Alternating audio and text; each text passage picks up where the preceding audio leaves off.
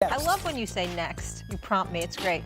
A fan was thrown out of the Warriors versus the Bucks game Tuesday night after exchanging words with Draymond Green as Giannis lined up for 2 free throws with 6:30 left in the third of an eventual 128-111 Bucks win. A fan with baseline courtside seats heckled Green, and here's Draymond on that incident. What did they say to you? Some threatening stuff to my life. So, I was this close to really going back and like diving all the way in, but kind of just went back and told the official. And when I told the official what he said, he's like, "Oh, he got to get out of here." And he got to get out of here. Wendy, I need you to speak. Say something for me. Good morning. Good morning. There we go. It's a beautiful Wednesday. Floor is yours, Greeny. Floor is yours, Wendy. Oh, You're going to say Greeny. Every time you go to an NBA game, there's a little card that is placed on all of the seats at courtside, which instructs the people who sit courtside and pay those huge prices what they are expected of in terms of conduct. This has been the case for years in the NBA. Everybody knows it. I would say to Draymond Green, who, by the way, was fined like 7 or 8 days ago, $25,000 for interacting with a courtside fan. Don't interact with courtside fans. But guess what? Draymond Green's going to do what he wants. He also, maybe he thinks it helps him get more involved in the game. And Giannis is at the line. He's got 30 seconds. He's killing time, apparently. But you have to, at the end of the day, you have to protect the players. And you're always going to err on the side of protecting the players. I think Draymond could keep himself out of these types of situations, but there's been many things over the course of his career where that could be true, and he has gone ahead and done it his own way. And so this is probably going to keep happening off and on in the NBA. We see a handful of things like this every year, but for the most part, everybody gets along and is behaved. There's only these rare occasions where it's a thing, and hopefully it's not something that's too serious. Well, that's why I would challenge you, Wendy, with all due respect on what you're saying right now in this respect. Draymond Green has been in the league for a decade. When has he had a player removed? A fan removed, I'm sorry. When does that happen? I saw LeBron James have a couple of fans removed in Atlanta last season, I think, if I remember correctly. When has he ever done that in his career? There are times where there is excessive behavior on the part of fans, and what we need to do, instead of stepping back and looking at the player, why not look at what got the player to the point where he wanted somebody ejected? What did they say? Because I've been in arenas my entire career, and some of the things that are said, and Russell Westbrook said this one time, and he was absolutely right. He said he's not going to take any mess because he can't stand people that would say stuff, right? But you would never do that face to face in the streets. You do it because you believe you're insulated, because you're at an arena, you're in a public, a public event.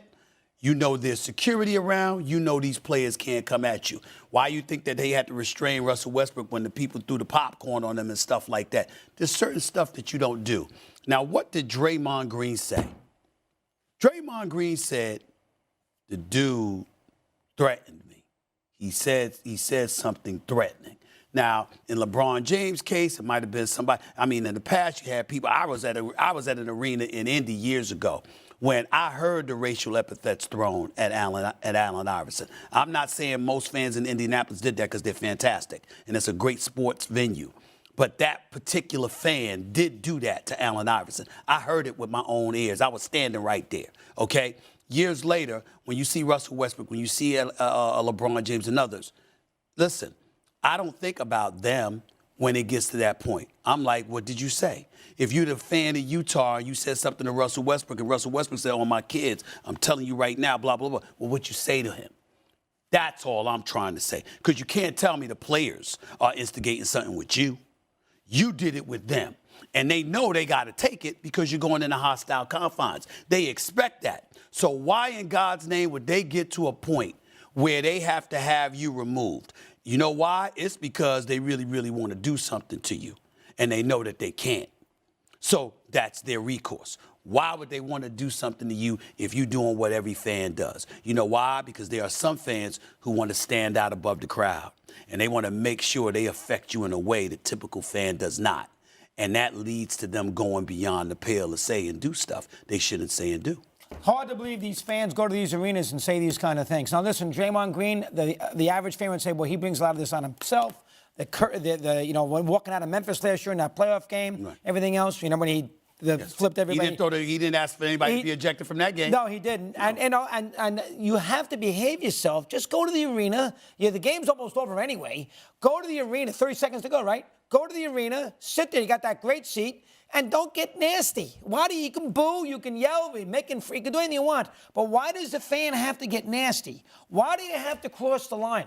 Are we at the point now in fandom that you can't go to the arena and just go there you can't take your kids because you're worried about language? You know that from your radio show, the people that call and some of the things they say. Yeah, they're not. I mean, everybody wants everybody. But in a radio show, they're hiding behind their little accounts and their anonymity on the phone.